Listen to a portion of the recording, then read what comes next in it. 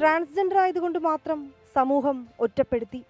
അപമാനം മാത്രം നേരിടേണ്ടി വന്ന കഷ്ടപ്പാട് നിറഞ്ഞ ദിനങ്ങൾ. പോരാടുക എന്നല്ലാതെ മുന്നിൽ മറ്റൊന്നുമുണ്ടായില്ല. കഷ്ടപ്പെട്ടും അപമാനം സഹിച്ചുമൊക്കെ ആ യാത്ര തുടർന്നു. ഇന്ന് കേരളത്തിലെ ആദ്യ ട്രാൻസ്ജെൻഡർ അഭിഭാഷകയാണ് പത്മാലക്ഷ്മി. എനിക്ക് കോമ്പറ്റീഷൻ എന്നോട് തന്നെയാണ്. ഞാൻ മറ്റൊരാളെ വെച്ച് കമ്പയർ ചെയ്ത് ഒരിക്കലും കോമ്പറ്റ് ചെയ്യാറില്ല. സോ ആ ഒരു കോമ്പറ്റീഷൻ തന്നെയാണ് മുന്നോട്ട് വന്നുകൊണ്ടിരിക്കുന്നത്.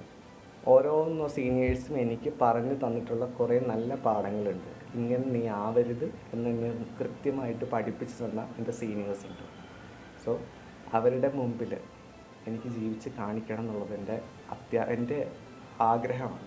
ജീവിതത്തിൽ പലകുറി നീതി നിഷേധിക്കപ്പെട്ട പത്മാലക്ഷ്മി ഇന്ന് മറ്റുള്ളവർക്ക് നീതിക്കായി പോരാടുകയാണ്.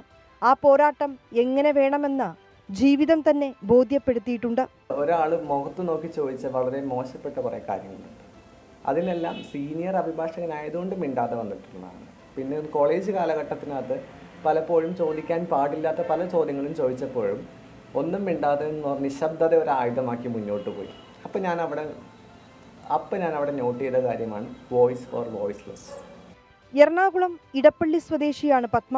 സമൂഹത്തിൽ നീതി നിഷേധിക്കപ്പെട്ടവർക്കായി പത്മയുടെ പോരാട്ടം തുടരും. പത്മാലക്ഷ്മിയുടെ ഈ പോരാട്ടങ്ങൾ ചിലർക്കെങ്കിലും ജീവിതത്തിൽ ഒരു പ്രചോദനമാകുമെന്നത് ഉറപ്പാണ്. കൊച്ചിയിൽ നിന്ന് ക്യാമറാമാൻ മുഹമ്മദിനൊപ്പം വിനീത VG 24.